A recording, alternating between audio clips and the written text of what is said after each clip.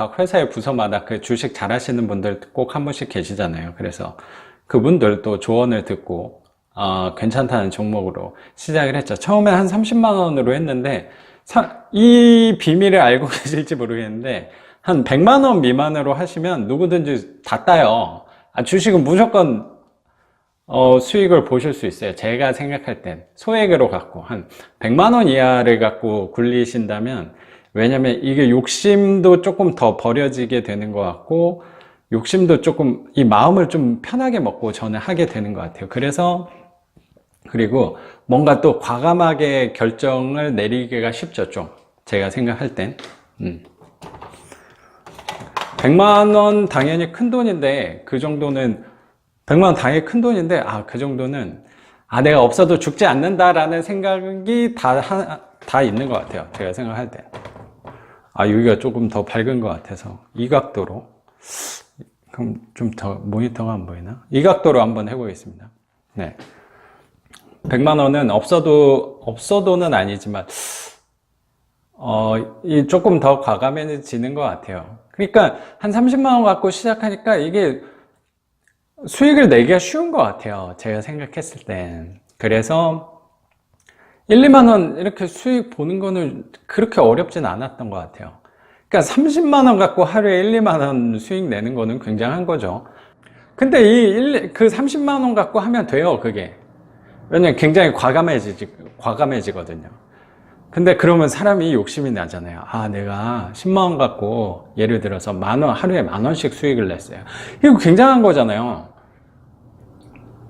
10만 원 갖고 하루에 10,000원이면 100만 원이면 하루에 10만 원, 1,000만 원이면 하루에 100만 원. 이거 뭐 내가 일을 하지 않아도 되겠네라는 생각을 했던 것 같아요. 그래서 그때 제가 입사하고 한 5개월, 6개월 정도 됐을 때 이 마이너스 통장을 또 만들었죠. 그때 기억나는 게 제가 한 500, 이게 또 규모가 커져서 마이너스 통장을 만들었을 때쯤에 한 500 정도가 들어가 있었던 것 같고, 이 마이너스 통장을 한 2,000만 원 정도, 2,500 정도 제가 만들었던 것 같아요. 그래서 총 볼륨이 3,000만 원을 올인을 했어요.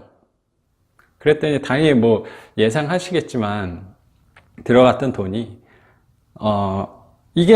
그게 처음에 넣었을 때는 잘 됐어요, 당연히. 그리고 하루에 막 10만 원, 20만 원, 막 0.12%가 막 10만 원, 20만 원 왔다 갔다 하는 거고, 뭐 많이 잘 될 때는 뭐 100만 원도 될 수도 있는 거고, 뭐 안 될 때는 또. 그런데 이게 마음이 너무 편하지 않은 거예요.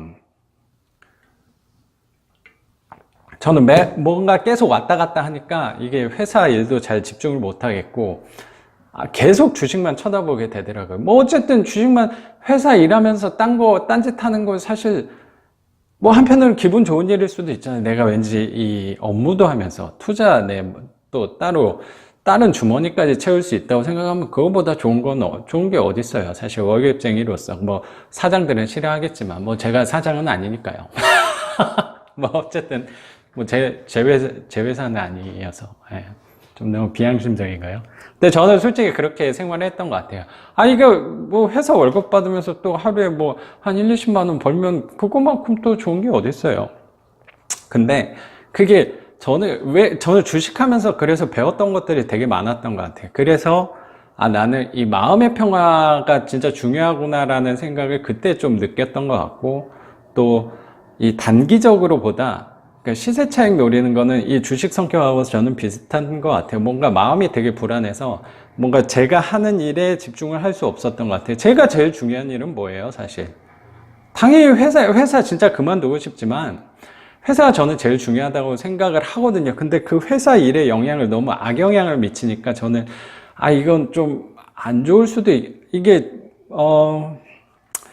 회사 일에 너무 영향을 많이 미치니까 주하고 부가 좀 바뀌는 것 같아요. 그래서 장기적으로 봤을 때 그렇게 좋지 않을 수도 있다는 생각을 들었고, 한 번은 그때 기억이 어떤 주식 종목이 정확히 기억이 안 나는데 그 웅진 관련 주식이었던 것 같아요. 그래서 저도 건설 쪽에 있었어요. 건설 경기가 되게 안 좋아지면서 극동건설, 웅진 관련 그 건설 회사였죠. 그게 뭐 무너졌던 것 같아요. 그러면서 웅진 계열사들이 막 다 무너졌어요. 그래서 제가 그 종목에 한 1,000만 원 정도, 이게 제가 3,000만 원 갖고 이렇게 1,000만 원 정도 되게 단순하죠. 1,000만 원씩 이렇게 분산 투자를 했었는데, 그게 뭐 하한가, 그때는, 지금은 하한가가 25%로 알고 있는데, 그때는 15%였거든요. 그래서 하루에 막 100만 원씩 빠지는 거예요.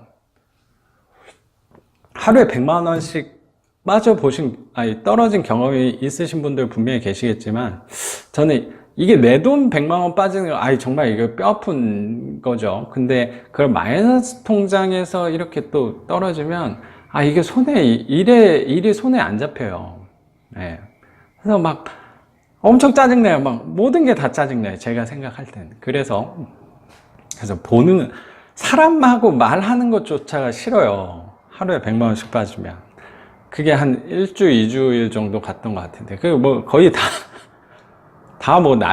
그 종목에 들어갔던 거 거의 뭐 반토막 이하로 손해를 봤었던 거죠. 네, 그래서 주식은 나와 맞지 않구나라는 생각을 했어요. 무엇보다 제 회사, 가장 중요한 회사에 이런 집중을 못하게 한다는 게 저는 가장 싫었던 것 같고, 그게 저랑 맞지 않았던 것 같아요. 그래서 뭐 찾다가 저희 뭐 아버지가 뭐 경매를 하고 계셔가지고, 저희 아버지가 막 경매도사라고 경매도사가 아니에요. 저희 아버지도 사실 저희 아버지가 이걸 또 보실지 모르겠는데, 경매에서는 그렇게 재미를 보시지는 못하셨어요.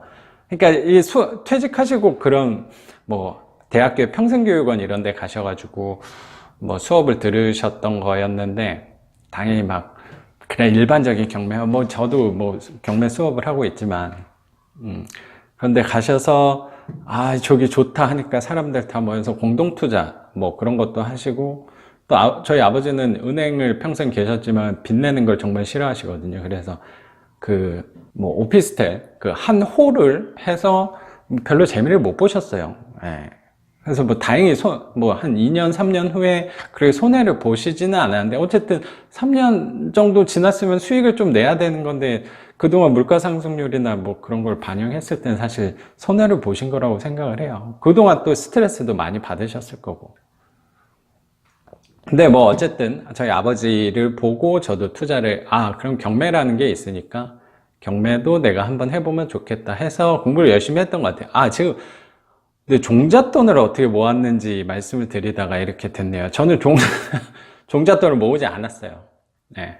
좀 실망스럽죠.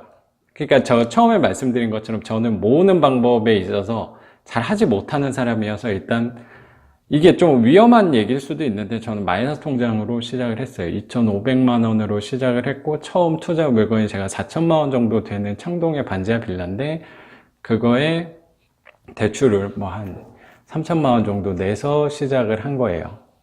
그러니까 처음에는 이게 부동산 측에서는, 그쵸, 되게 작은 부동산이긴 한데, 이게 제가 사실 1년차 뒤에 12년도 거의 13년도 12년도 중반부터 제가 중반부터 공부를 시작해서 하반기부터 입찰을 시작했으니까, 그때 당시에 제가 돈 1,000만 원도 모으지는 않았을 거예요, 아마. 근데 제가 여태까지 벌어보지도 못한 돈을 처음으로 부동산을 샀던 거죠. 그러니까 막 그거 대출 내는데 막 손이 부들부들 떨렸어요. 근데 뭐 지금 많이 무뎌졌죠. 반지상에서 빚을 뺀다면 또 제가 존재하지 않을 수도 있을 것 같아서, 근데 그 부분이 저는 좋은 빚이라고 생각을 해서, 제가 소비재에다 그 빚을 낸 건 아니니까 저는 분명히 좋은 빚이라고 생각을 해서 지금까지 온 거죠. 근데 단 한 가지 그 생각은 있어요. 뭐냐면, 제가 지금까지 부동산 경매를 하면서 반지하 빌라를 계속 사 모으면서 저는 단 한 번도 재테크라고 생각한 적은 없었어요. 네.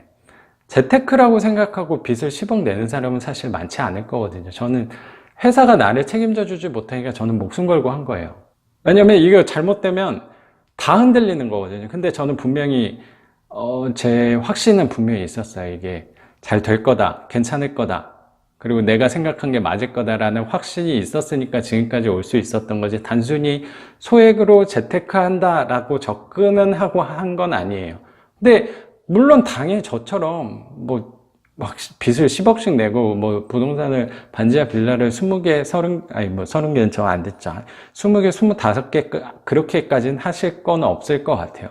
그러니까 그것도 자기 성향에 맞게 하시면 될 것 같아요. 본인이 재테크 성향으로 갖고 하시면 뭐 한 5채 정도 하신다면 저처럼 빚도 뭐 비율을 높이는 게 아니고 그 대출의 비율도 낮추면 되겠죠. 네. 그래서 뭐 그 질문하신 분의 대답이 됐을지 모르겠어요. 저는 뭐 단답형으로 드리면 저는 돈을 모으진 않았어요. 분명히 월급쟁이의 좀 장점을 살려서 마이너스 통장으로 시작을 했는데 그 마이너스 통장으로 제 소비재를 사용하는데 제 생활비를 쓰는데 마이너스 통장을 쓴 건 아니라고. 이게 사실 빚을 내서 투자하시라고 말씀드리는 게 사실 되게 위험할 수도 있어요. 그러니까 자기의 소비 성향, 그리고 자기의 저축 성향, 그리고 돈을 내가 어떻게 생각하고 바라보는지, 그거가 저는 우선이라고 생각을 해요. 그래서 꼭 저를 따라서 그럼 반지상도 마이너스 통장으로 시작했으니까 나도 당장 내일 마이너스 통장을 만들어야겠다라고 생각하시는 분은 저는 없었으면 좋겠습니다. 네. 그러면 이 재테크에 대해, 재테크 돈 모으는 방법에 대해서, 돈 모으는 방법의 특이사항은 사실 뭐 특별한 건 없었네요. 네, 마이너스 통장 내라고 하니, 이게 제가 잘 하는 짓인지는 사실 모르겠는데, 분명히 그것도 하나의 방법이라고 저는 생각이 들어서. 그러면, 네, 여기까지 하겠습니다. 작가 반지상이었습니다. 감사합니다.